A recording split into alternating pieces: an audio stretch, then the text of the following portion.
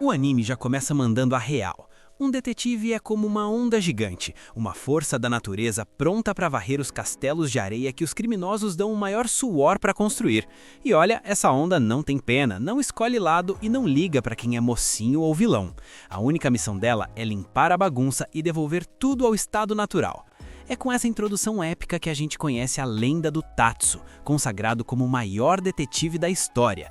O cara simplesmente desvendou de tudo, desde roubos comuns até os crimes mais sinistros já vistos. Mas o tempo passa e agora é o filho dele, o jovem Sakuya, que carrega a missão de manter esse legado gigantesco vivo.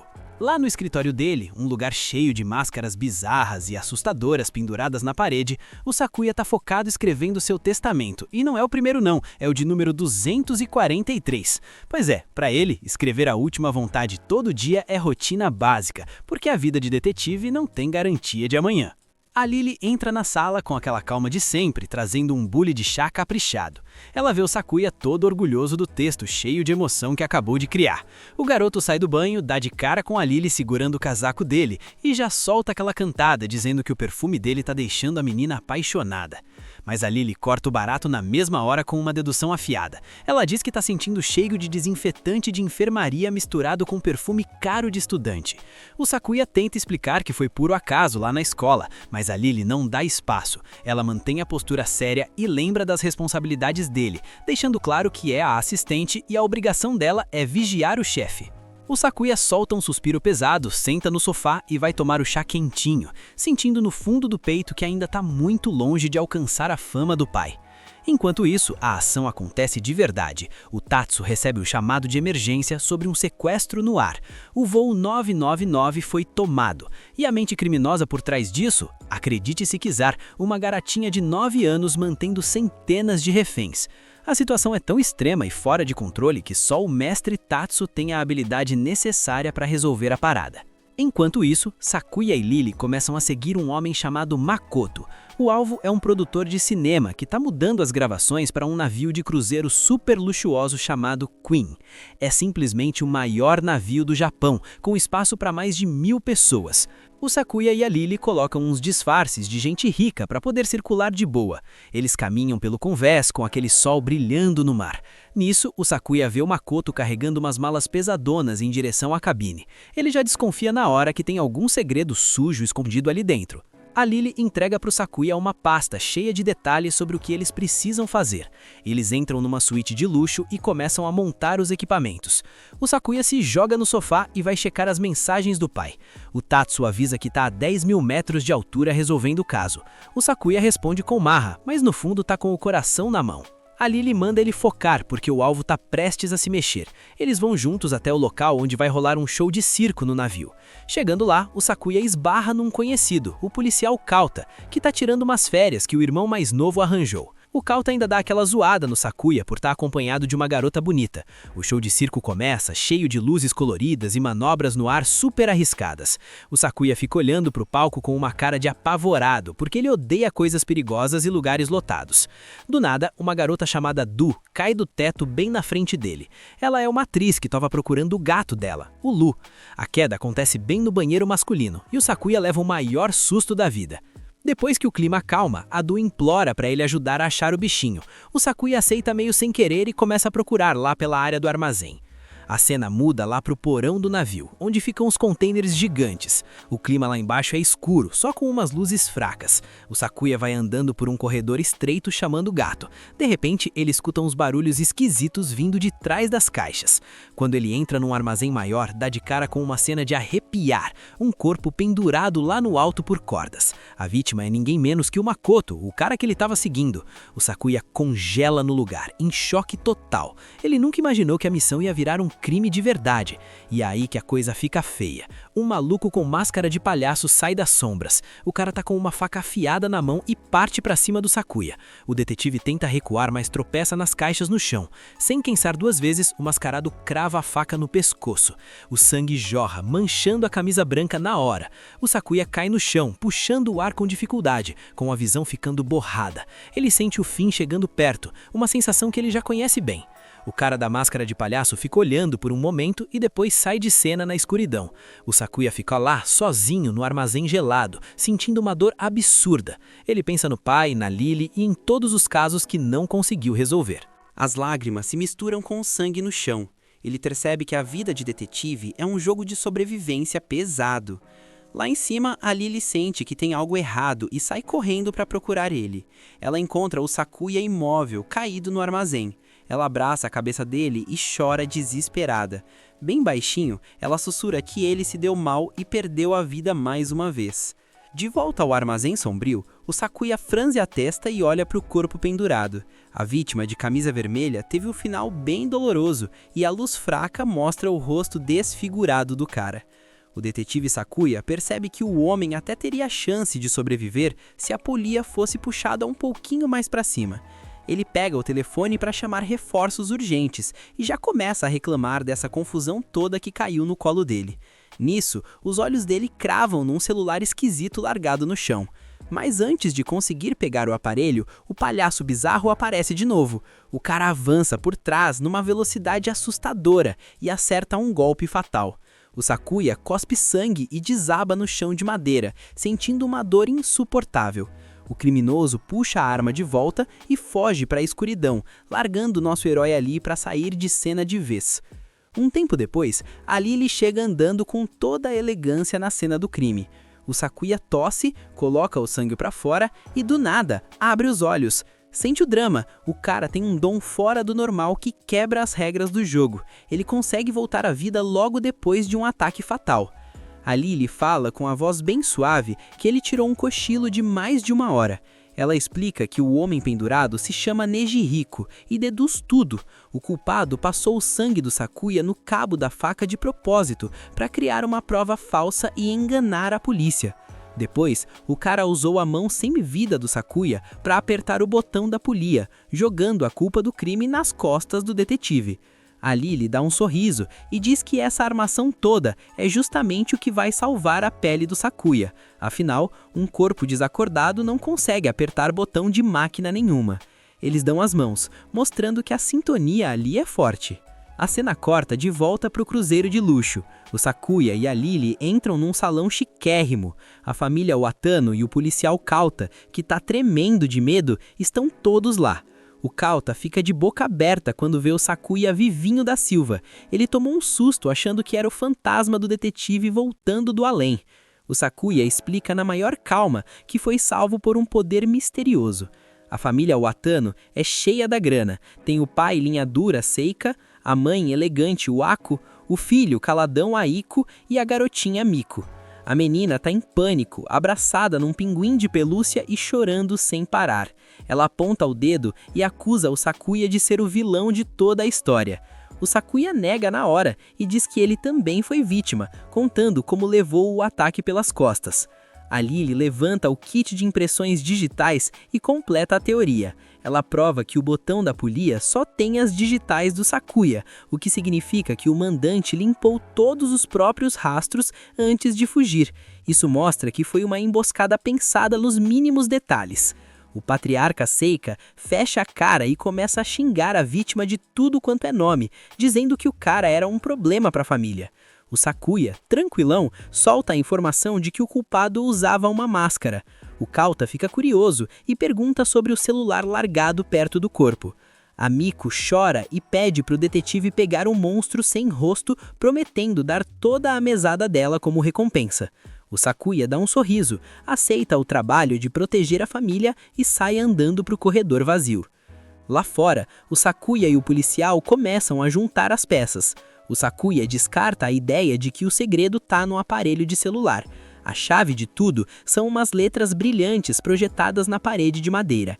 Ele saca que aquele símbolo tem tudo a ver com a família Watano e prevê que o culpado vai voltar para apagar as testemunhas.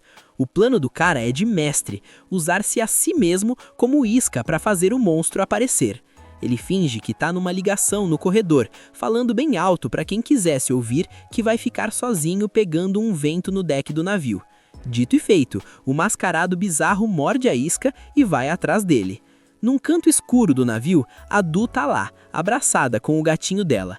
Ela gela de pavor quando vê o palhaço com a faca indo pra cima dela. Aí a pessoa tira a máscara e a verdade vem à tona, deixando todo mundo de queixo caído.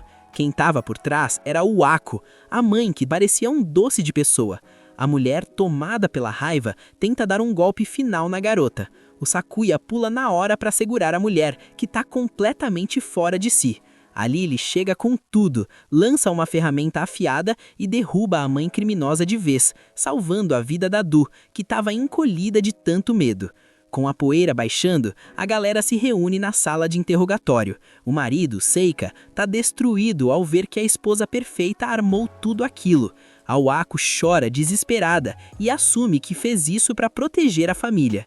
Ela solta a bomba. O Nejihiko estava chantageando eles porque descobriu a fazenda ilegal de erva da família. O negócio dava um lucro sujo absurdo e o cara estava sugando tanto dinheiro que a família ia falir.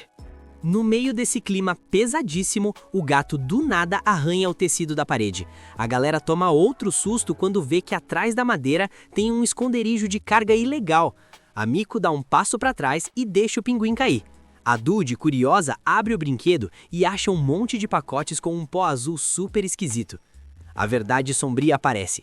Essa viagem de luxo era só uma fachada. O Seika armou tudo para transportar essa montanha de substâncias ilícitas debaixo do nariz de todo mundo. A Ako grita que tirou a vida do cara justamente para cortar o problema pela raiz. E assim, esse caso super enrolado é fechado e a justiça é feita. O detetive dá aquela espreguiçada no corrimão, curtindo a brisa boa do mar calmo. O Sakuya e a assistente começam a conversar sobre as letras W e M que apareceram na parede. Aquele símbolo era a pista exata apontando para a mãe da família como a culpada. Nisso, a Du chega toda tímida e faz uma reverência para agradecer o herói por ter salvo a vida dela. A Lily, que não deixa passar nada, fica morrendo de ciúmes, infla as bochechas e faz uma cara super fofa. A garota salva fica tão admirada que resolve chamar o Sakuya de grande mestre. Bem na hora que o clima estava leve e divertido, um estrondo gigante ecoa de longe. Todo mundo toma um susto e olha para o céu escuro no meio do oceano. Um avião comercial gigantesco vem caindo do céu em alta velocidade.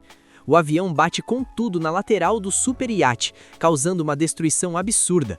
O impacto gera uma explosão de outro mundo e uma bola de fogo engole tudo. O fogo não perdoa e destrói completamente a estrutura de luxo do navio. O Sakuya e a Lily ficam presos numa parede de chamas, sem a menor chance de escapar. O rapaz grita em desespero enquanto a fumaça tóxica e o calor insuportável tomam conta do lugar. As chamas alcançam o detetive e ele sente a vida escorrendo pelos dedos naquele inferno. O celular dele desbloqueia e pisca uma mensagem secreta que ainda não tinha sido resolvida. O cara fecha os olhos e dá o último suspiro, sentindo uma dor indescritível no meio daquele caos. Logo em seguida, a alma do Sakuya vai parar numa dimensão de consciência toda iluminada e misteriosa. Uma sombra demoníaca bizarra aparece do nada, zoando e perguntando qual é a verdadeira cor da mente de um detetive. A raiva do Sakuya vai lá no teto, ao lembrar do próprio corpo sendo destruído de novo. Esses vilões não estão nem aí pra vida humana e acham graça na desgraça alheia. O Sakuya trinca os dentes e joga na cara que já se viu indo de arrasta pra cima vezes que nem dá pra contar. O monstro sem rosto dá uma risada irônica e diz que ele próprio nunca passou por isso. O Sakuya aparece vestindo um terno marrom que era do pai dele. Como a roupa é de anos atrás, o estilo tá um pouco ultrapassado, e para piorar, o garoto ainda não tem o porte físico para preencher aquele paletó largo. A Lily chega de mansinho para arrumar a gravata dele. As mãos dela ajeitam a seda com a maior habilidade do mundo. Isso faz o coração do Sakuya disparar, e o rosto dele fica todo vermelho de vergonha. Só que de repente, a Lily torce o nariz, sentindo um perfume forte demais que deixa ela super incomodada, e ela já manda a real. O Sakuya tenta se defender, dizendo que é um perfume caro que ele ganhou de presente. Como ele não queria fazer desfeita, acabou exagerando na dose e virou um difusor de ambiente ambulante. A Lily dá um sorriso de quem sabe das coisas e promete que mais tarde vai levar ele para escolher um perfume bem melhor e mais discreto. A cena corta para frente de um cinema incrível chamado Crimson, bem no meio do caos da cidade, num fim de tarde ensolarado. Tá rolando a estreia do filme da detetive colegial, estrelada justamente pela famosa Du. Lá no saguão do cinema, o Sakuya esbarra no Sozoji, um escritor de mistérios genial, que tá lá com cara de quem tá pensando na vida. O Sozoji tá exausto de sempre ser puxado para esses casos malucos que ele nem queria estar no meio. Ele manda um papo seríssimo pro Sakuya sobre um grupo criminoso da pesada que tá voltando com tudo. É o famoso Grupo dos Sete, conhecido no mundo todo como Seven Omen, o terror da polícia há décadas. A ficha criminal dos caras é de arrepiar. Tem o Kekon, com pena de centenas de anos por crimes terríveis, a MBZ, que é linda, mas super perigosa, e a LFGT, uma ladra mestra que só rouba tesouros de milionários. E não para por aí, ainda tem o Janshi, um androide bizarro, e o General Wallo, que tem o poder de um exército inteiro. Por último, tem os Luffy, que é um gênio que lê os planos dos inimigos num piscar de olhos. O Sozoji solta a informação de que 5 deles fugiram da cadeia e estão armando uma vingança contra o lenda Tatsu. Sim, foi o pai do Sakuya que jogou esses caras na prisão no passado. Por mais que todo mundo ache que o Tatsu não sobreviveu àquela explosão, o Sakuya ainda tem esperança de que o pai tá vivo. Ele jura que, como um verdadeiro detetive, vai descobrir a verdade e fazer a justiça acontecer. A Du aparece maravilhosa num vestido de gala roxo e puxa o Sakuya pra dentro da sala de cinema. Ela coloca ele sentado bem na fileira VIP no lugar que era do diretor rigoroso, Torro, feito pra ficar de olho na reação do público. O Sakuya fica suando frio, super sem jeito porque a plateia inteira tá olhando pra ele com curiosidade. A Du chega pertinho e solta umas indiretas brincando sobre o perfume que ela mesma deu pra ele. A Lily, que tá sentada logo atrás, solta uma aura de ciúme tão pesada que deixa o ar até difícil de respirar. O filme começa cheio de ação e cenas que prendem a atenção de todo mundo. A Du continua jogando um charme, perguntando se o Sakuya dá conta de proteger uma estrela famosa como ela dos perigos do estrelato. Quando o clima tava no ápice, a luz acaba do nada e o cinema vira um breu total. No meio do pânico da galera, um maluco aproveita e chega por trás do Sakuya sem fazer barulho nenhum. O cara joga um pano cheio de química na boca do detetive, apagando ele na hora, sem dar chance de defesa. Quando o Sakuya acorda, uns minutos depois, ele tá deitado no colo da Lily, sendo cuidado com todo o carinho do mundo. Ela avisa que o agressor ainda deve estar escondido ali dentro, já que as portas trancaram na mesma hora. O filme volta a rodar usando a energia reserva do prédio, mas o clima fica tenso. O Sakuya recobra o foco e começa a analisar a galera na plateia com aquele olhar afiado. Ele vai direto num cara de cabelo roxo cobrindo um dos olhos, chamado Natsumi, que tava lá paradão. O Sakuya já manda a teoria inteira e desmascara o ataque que deu errado. Ele explica que o criminoso errou de alvo por causa do terno marrom e da cadeira VIP do diretor Torro. E a dosagem no pano estava fraca, por isso não foi suficiente para derrubar alguém com a resistência fora do comum do Sakuya. O Natsumi começa a tremer e confessa tudo, arrasado porque o plano foi por água abaixo. O motivo da loucura toda, ele queria proteger a carreira da atriz Jana Duca, que era a namorada secreta dele. Durante as gravações na roda gigante, o diretor Torro acabou filmando os dois num momento super romântico. O Natsumi implorou pro diretor apagar a cena, mas o cara bateu o pé dizendo que a cena era ouro. Com medo de que a mídia acabasse com a carreira da garota, ele tomou essa atitude drástica. O Sakuya escuta tudo com a maior empatia e lança uma solução de mestre para salvar todo mundo. Ele sugere colocar o nome da garota nos créditos como participação especial, para justificar a presença dela na cena. Isso transformaria um baita escândalo numa jogada de marketing incrível pro filme da Du. O Natsumi fica tão agradecido pela atitude do detetive que desiste de fazer besteira e resolve se entregar para a polícia. Com o caso resolvido na tranquilidade, o Sakuya e a Lily saem do cinema para curtir o ar fresco da noite. Como a fome bateu, eles decidem passar na Bomboniere para comprar um balde de pipoca gigante. É aí que o Sakuya esbarra numa garota maravilhosa, loira, usando um vestido vermelho e preto que esbanjava poder. A garota tem uma presença tão surreal que todo mundo no saguão para olhar. O Sakuya vai pagar a pipoca, mas percebe que a carteira tá vazia depois de gastar sem pensar no amanhã. Ele fica lá travado e morrendo de vergonha. A garota misteriosa dá um sorriso charmoso, puxa um cartão Black sem limites e paga a conta dele na maior classe. Ela se apresenta como Infelício Sadina, uma das grandes peças do grupo Seven Omen, que o Sozoi tinha avisado mais cedo.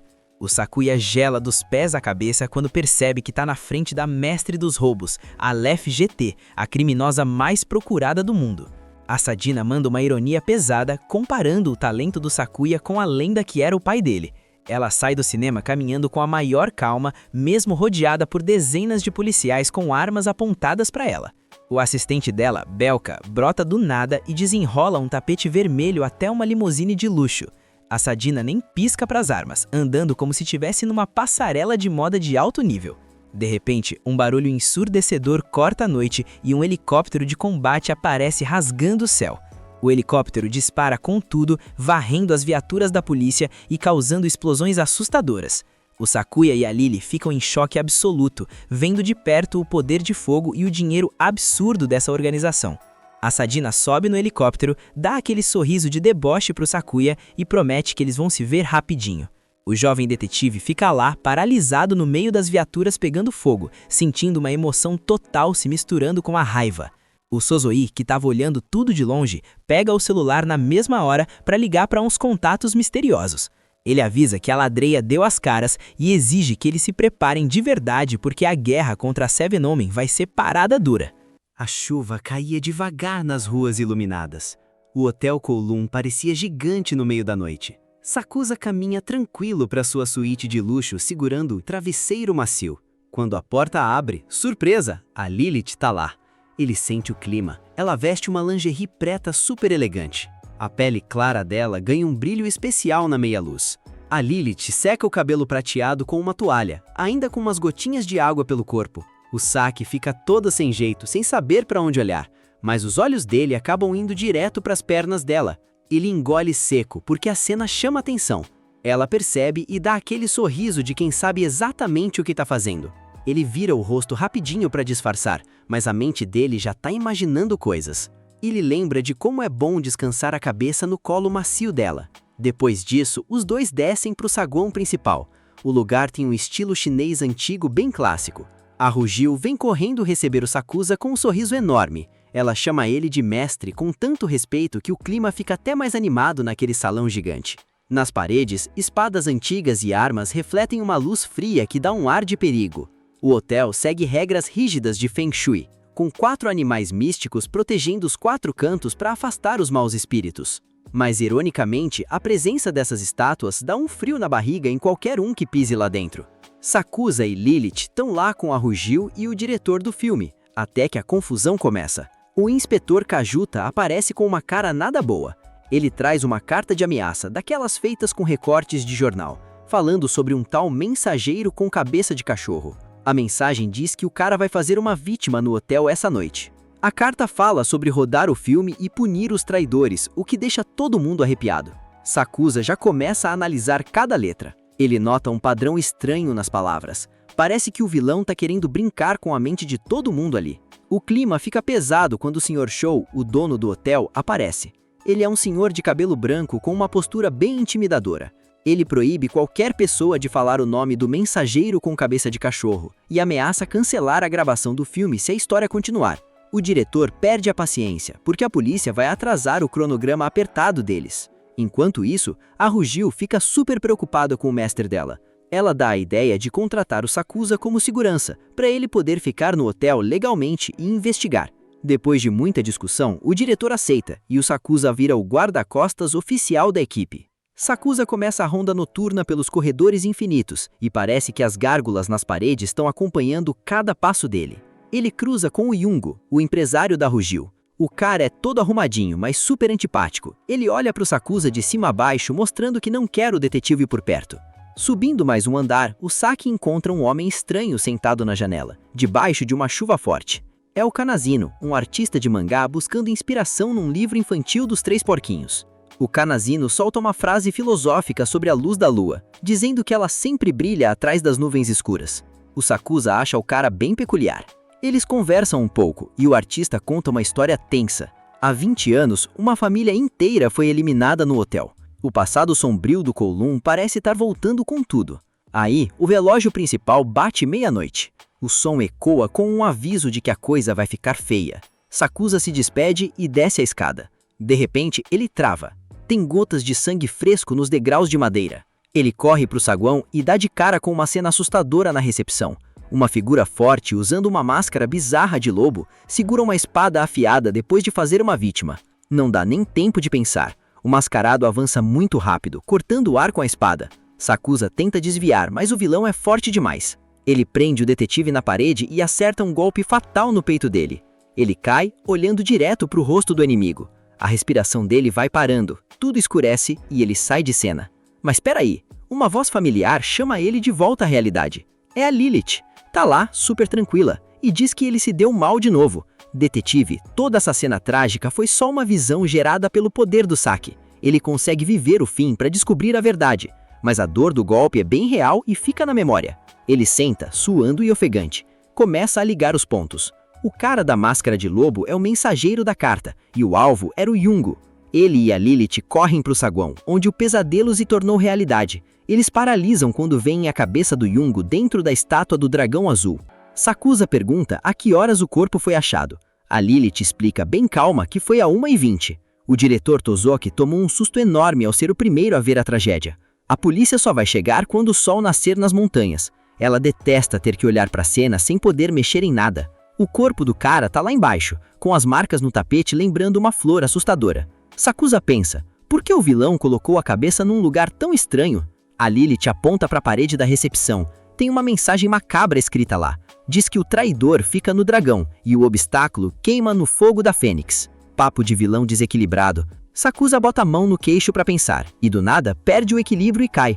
A Lilith toma um susto, mas ele explica que o corpo ainda tá travado por causa da volta à vida. Uma memória rápida de um galo numa gaiola vem à mente. Depois, um corredor escuro e um quarto queimado. A Lilith conta o que aconteceu logo depois de acharem o corpo. Uma moça chamada Utaki viu fumaça saindo do quarto 606. O galo fazia um barulho desesperado. A porta abriu e o fogo tomou conta da cama. A Utaki ativou o alarme pedindo ajuda. Todo mundo correu para o corredor assustado e os irrigadores ligaram, molhando tudo. A Lilith ficou olhando o corpo do Sakusa no chão, congelada. O Saki repara numa marca de queimada no tapete e fica chocado. Ele entende que quem estava na cama pegando fogo era o próprio corpo dele. A Lily confirma que a cabeça dele estava lá, no meio das chamas. A mente do detetive trabalha rápido. Fogo da fênix, estátua do dragão, ele liga os pontos sobre as 4 feras místicas de cada direção. Não foi um crime comum, foi um ritual. O vilão teve um trabalhão para montar essa cena. Ele subiu com a cabeça do detetive até o 6º andar sem elevador. O risco de ser pego era gigante, mas ele fez mesmo assim. O Sakusa pergunta exatamente onde estava o corpo da vítima original. A Lily diz que estava logo embaixo do dragão. O Saki percebe um detalhe chocante. Quando ele foi atacado na visão, o corpo não estava lá. Alguém fez uma troca de corpos genial. A Lily leva o Saki até um freezer gigante, cheio de carnes penduradas. Ele olha o corpo na mesa e levanta a camisa para ver a marca do golpe. Bingo! Aquele é o verdadeiro corpo dele. O vilão trocou as roupas dos dois para confundir a investigação. A Lily fica de boca aberta por não ter reconhecido o corpo do próprio chefe. O Sakusa dá um sorriso confiante para acalmar ela. Ele explica que o vilão queria montar a cena perfeita, mas acabar com o detetive foi um acidente de percurso. O alvo real era o pessoal no filme. Aí o Saki olha bem nos olhos dela e pede o favor mais tenso de todos. Ele precisa que ela separe a cabeça dele do corpo atual para ele voltar para a versão original. A Lily chora e grita que não vai fazer isso. Ela não quer machucar ele de novo ou virar cúmplice. O Saki explica com calma que é a única forma de recuperar a força total e que ele não quer viver no corpo de um estranho para sempre. A Lily pega a lâmina, tremendo da cabeça aos pés. Ela fecha os olhos e faz o movimento num corte perfeito. Um clarão mágico acontece, e a alma dele volta para o lugar certo. Sakusa levanta, espreguiçando, com o terno branco impecável, e ainda elogia a habilidade dela, dizendo que parecia profissional limpando peixe. A coitada da Lily cai no chão chorando de culpa. O Sakusa põe a mão no ombro dela, pede desculpas de coração e promete que nunca mais vai pedir uma loucura dessas. Depois pede pra ela chamar um cara chamado Soul-san. De volta ao quarto, o Saki ajeita a gravata no espelho. Ele vê o diário da Lily no sofá e a curiosidade fala mais alto. Ele dá uma lida rápida. No dia 6 de junho, ela escreveu sobre querer jogar jogos de tabuleiro com ele. E tem mais, aquele vazamento de água no escritório foi ela que causou, jogando uma faca no encanamento pra caçar um rato, virando a maior bagunça. O Sakusa dá uma risada com o segredo dela. Logo depois, a Lily e o resto do pessoal entram super preocupados. A Juju corre para dar um abraço nele, radiante de felicidade por ele estar bem. Todo mundo fica impressionado com o milagre da volta dele. O Saki muda de assunto e começa a revirar o caso de 20 anos atrás. Ele pergunta sobre o mensageiro de Kowloon. O senhor com a cicatriz conta a história. Numa noite de tempestade igual a essa, uma família que traiu a organização foi eliminada sem piedade. Só o filho do meio escapou e jurou ter visto um cachorro assustador no meio da confusão. O próprio senhor disse que viu a sombra daquele lobo. Um detetive famoso resolveu o caso na época, mas o trauma ficou no ar. O Sakusa decreta que o crime de hoje é uma cópia daquele passado, e o sobrevivente daquela noite tá bem ali com eles. Ele aponta pro Soul-san no canto da sala, chama o cara pelo nome verdadeiro, Sis-san, e tira a máscara do assassino. O Soul-san começa a rir como um maníaco por ter sido descoberto. Ele tira o disfarce e mostra uma tatuagem com o nome do Sakusa. Aquela cicatriz nas costas dele foi feita pelo próprio Saki durante a luta da visão, quando ele arranhou o vilão. O cara diz que tudo isso é arte, o filme que ele sempre quis dirigir, e avança pra cima deles com garras de metal super perigosas. O Sakusa empurra Jujo pra longe do perigo. O vilão ruge feito uma fera encurralada. É aí que a Lilitia entra em cena com uma pose de combate incrível. Ela acerta um chute muito forte e joga o cara pra trás. Ela avisa que vai ensinar bons modos pro cachorro mau. O vilão tenta levantar, mas já tá destruído. A Lily finaliza com um golpe no ar cheio de energia que derruba o cara de vez. O Saki elogia a frase de efeito dela, mas dá aquela zoada de sempre. A Lily fica vermelha e diz que falou sem pensar. A polícia leva o cara embora num clima de alívio e silêncio. O vilão sai sem entender como Sakusa descobriu todos os planos dele. Na porta do hotel antigo, o Sakusa, Lily e o diretor conversam sobre como o passado triste transformou aquele garoto num monstro. Ele decidiu ser o próprio medo que o assombrava. O Saki pega a câmera do vilão e vê o que ele andava filmando escondido. Tinha um monte de cenas da Jujo sorrindo no dia a dia. O cara tinha uma obsessão estranha por ela e queria eternizar a imagem da moça no meio daquela violência toda. O Saki entende que a carta de ameaça era na verdade um lembrete do próprio vilão, para não esquecer do seu objetivo sombrio. De volta ao quarto silencioso, o Saki arruma as malas para ir embora. A Lily entra com uma carinha triste. O Saki tenta fazer uma piada para animar, mas ela dá um olhar severo que faz ele gelar. Ela lembra da brincadeira sobre voltar à vida e diz bem séria que a vida é única e muito importante. Se ele continuar não se cuidando, ela não vai suportar. Ela tem medo de um dia não conseguir proteger ele. O Saki olha bem nos olhos dela e explica que o escritório de detetive é o único lar que ele tem no mundo. Se ele desistir, os pais dele perdem o caminho de volta. A Lily sente uma inveja leve por não ter um lugar assim. O Saki toca o rosto dela e, com um sorriso acolhedor, avisa que o escritório agora é a casa dela também. Ela concorda, bem emocionada, sentindo a verdade nas palavras dele. Com a luz do fim de tarde batendo na janela, o Saki convida ela para relaxar jogando tabuleiro. A Lily abre um sorriso lindo e topa na hora. Esse foi o final do episódio. Se você chegou até aqui, comenta parte 6. Eu vou dar um coração em todo mundo que comentar para eu saber quem é a elite que acompanha o canal. Se inscreve e ativa o sininho, porque o que vem aí vai explodir sua cabeça. E ó, não sai daqui sem ver esse vídeo que tá aparecendo agora na tela. A treta lá consegue ser ainda pior que essa que você acabou de ver. Sem mais delongas, Rebobina se despede e até a próxima.